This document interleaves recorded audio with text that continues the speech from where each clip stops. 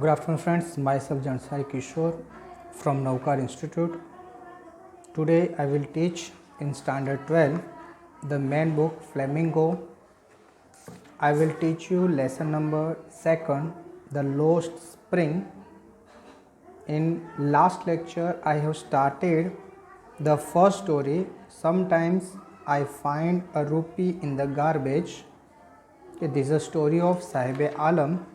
I have completed that story up to of poverty, page number 15. Okay, so now we'll go ahead. I remember a story a man from Udupi once told me. तो यहाँ पर जो writer बता रहे हैं कि मुझे एक स्टोरी याद है जो वंस एक बार मुझे फ्रॉम उदुपी यानी जो इंसान उदुपी से कोई आया था उन्होंने बताई थी.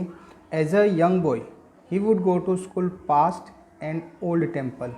तो एक ओल्ड टेम्पल के पास एक बॉय था कि वो क्या करता था, स्कूल जाता था. Where his father was priest. Okay, तो जहाँ पर उसके फादर यानी जो टेम्पल था वहाँ पर उसके फादर क्या थे, एक प्रिस्ट थे. और वो ये प्रिस्ट का लड़का क्या करता था, स्कूल जाता था. He would stop briefly at the temple and pray for a pair of shoes. तो वो अपने फादर जहाँ पर प्रिस्ट थे वहाँ पर वो टेम्पल में जब भी वो प्रे करता, गॉड को याद करता या कुछ भगवान से मांगता, तो वो और कुछ नहीं लेकिन अपने लिए पेयर ऑफ शूज़. क्या मांगता, pair of shoes. Okay. 30 years later, 30 साल के बाद, I visited his town and the temple. With 30 साल के बाद ये जो राइटर है अनिश जंग, उसने वही टेम्पल की फिर से विजिट ली. Which was now drawn in an air of desolated. अभी डिसोलेशन, तो वो जो एरिया था अभी पहले से एकदम डिसोलेशन. डिसोलेशन का मीनिंग होता है एकदम कम पॉपुलेशन वाला. पहले वहाँ बहुत सारे लोग थे, वो टेम्पल में बहुत सारे लोग आते थे, आसपास भी बहुत सारी पॉपुलेशन थी, लेकिन अभी वो एकदम डिसोलेशन हो गया. वहाँ बहुत ही पॉपुलेशन कम थी यानी आसपास में बहुत ज़्यादा पब्लिक नहीं थी. तो ऐसा एरिया हो गया था. इन द बैकयार्ड, बैकयार्ड पीछे की जगह, where lived the new priest. Okay, तो ये जो टेम्पल था उसके बैकयार्ड में पीछे की साइड जगह थी, वहाँ पर जो न्यू प्रिस्ट था वो वहाँ पर अपनी फैमिली के साथ रहता था. कहाँ पर की बात है, ये 20 साल पहले की बात है. Okay. There were red and white plastic chair. तो वहाँ पर एक रेड और वाइट प्लास्टिक चेयर थी. वहाँ पर क्या थी, एक रेड और वाइट प्लास्टिक चेयर थी. अ young boy dressed in a grey uniform. एक यंग बॉय था कि उसने ग्रे यूनिफॉर्म पहना था. ओके, यानी ये ग्रे यूनिफॉर्म स्कूल का यूनिफॉर्म था. Wearing socks and shoes.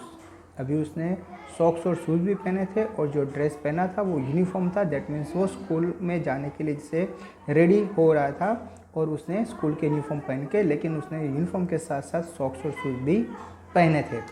Arrived painting and throwing school bag on the folding bed. Okay, वो स्कूल से वापस आया था. जैसे ही वो आया उसने अपना बैग क्या किया, painting and through is school bag on the folding bed. Folding bed था उसके ऊपर अपना बैग एकदम उसने क्या किया, थ्रो कर दिया. जैसे ही वो स्कूल से आया उसने क्या किया, arrived painting and through school on the folding bed. जैसे ही वो आया ऑन द स्पॉट अपना जो बैग था वो क्या किया, फोल्डिंग बेड पर फेंक दिया.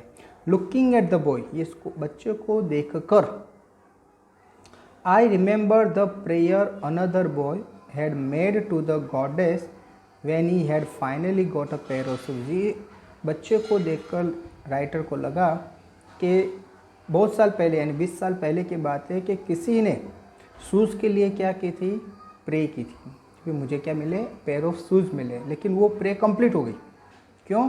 क्योंकि आज जो वो प्रिस्ट का लड़का था, जो न्यू प्रिस्ट था उसका लड़का था, उसने क्या पहना था, शूज़ पहने थे. दैट मीन्स उसके फादर या किसी ने जो डिमांड की थी शूज़ की, वो शूज़ की डिमांड क्या हो गई, कंप्लीट हो गई. Let me never lose them, the goddess had granted his prayer. Let me never lose them, उसने खोया नहीं. उसने जो प्रे करता था गॉड ने क्या किया, उसकी ग्रांट यानी उसने जो मांगा था वो क्या की, उसकी प्रेयर कंप्लीट की. Okay. Young boys like the son of the priest now war shoes. Young boy, जो छोटा लड़का था जो प्रिस्ट का था, अभी उसने वो शूज़ पहने थे कि 20 साल पहले वो जो लड़का था जिसके फादर प्रिस्ट थे, तो उसने क्या की थी, डिमांड की थी शूज़ के लिए, वो प्रे की थी। आज 20 साल के बाद वो उसकी जो प्रे थी वो क्या हो गई, फुलफिल हो गई। But many other like the rag pickers in my neighbourhood remain shoeless. लेकिन बहुत सारे रेग पिकर्स यानी कचरा इकट्ठा करने वाले, कचरे में से कोई अच्छी चीज़ मिले ऐसे ढूंढने वाले, जो कचरे वाले थे, कचरे में से ढूंढते थे, वो रेग पिकर्स हमारे नेबर में रिमेन शूजलेस, वो लोग कभी भी शूज़ पहनते नहीं थे। ठीक, तो यहाँ पर जो राइटर है वो शूज़ के बारे में एक 20 साल पहले का इंसिडेंट को याद करती है, एक प्रिस्ट के बारे में स्टोरी बताती है कि एक प्रिस्ट का लड़का था, उसने वो प्रे करता था कि भाई मुझे एक पेयर ऑफ शूज़ मिले। 20 साल के बाद जो वही जगह पर जब राइटर गए तो उसने देखा कि उसके पीछे, यानी जो टेंपल था उसके पीछे बैकयार्ड था, वहाँ पर जगह थी, वहाँ पर न्यू प्रीस्ट रहता था। उसका जो लड़का था उसने क्या पहना था, यूनिफॉर्म पहना था और उसने सॉक्स और शूज़ पहने थे। यानी 20 साल पहले जो डिमांड की थी वो डिमांड जैसे आज क्या हो गई, कंप्लीट हो गई। फिर भी बताते, लेकिन मुझसे बहुत सारे ऐसे रेग पिकर्स है हमारे नेबरहुड में कि जो कैसे रहते हैं, शूलेस, यानी वो कभी शूज़ पहनते नहीं है।